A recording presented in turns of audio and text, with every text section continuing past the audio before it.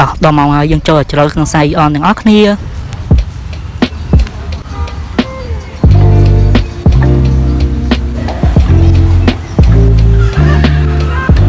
ើងចូលមកដល់ខ្សែហើយ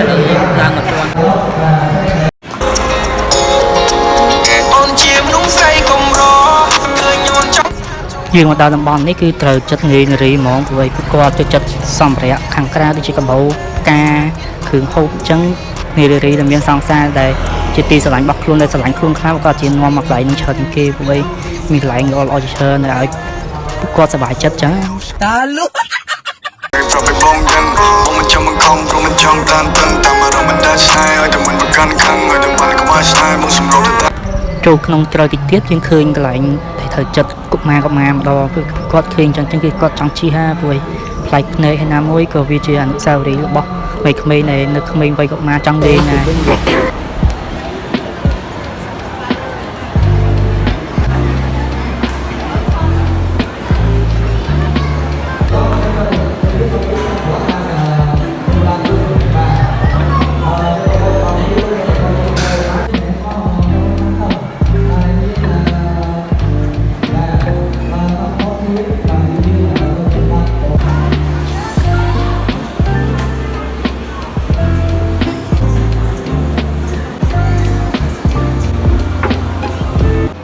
មិនយើងនិយាយកន្លែងស្រីកន្លែងខ្លួនខ្មែរឥឡូវដល់កន្លែងបរោះគ្នាយើងម្ដងស្រីកុំប៉ិនធ្វើជាមនុស្សចាំទទួលពេកនេះបើមានទឹកចិត្តជួយទិញ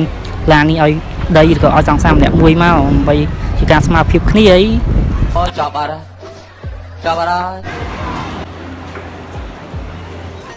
ចូលដល់កាលណាជ្រៅទឹកខ្ញុំដឹងថានេះជាសកម្មភាពគ្រួសារអញ្ចឹងបានមនុស្សស្រីខ្លះគាត់សុខចិត្តយកមនុស្សគាត់ដែលមានសមត្ថភាពគឺដើម្បីស្នាមញញឹម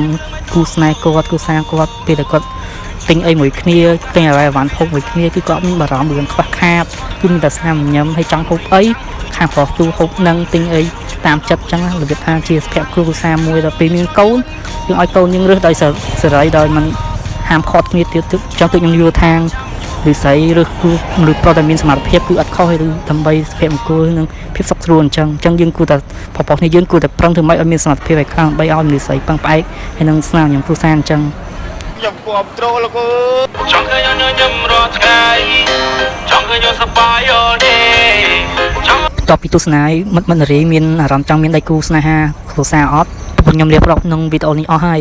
ខ្ញុំជួយកម្មហាងក្រុមផងអរគុណជំរាបលាបាយ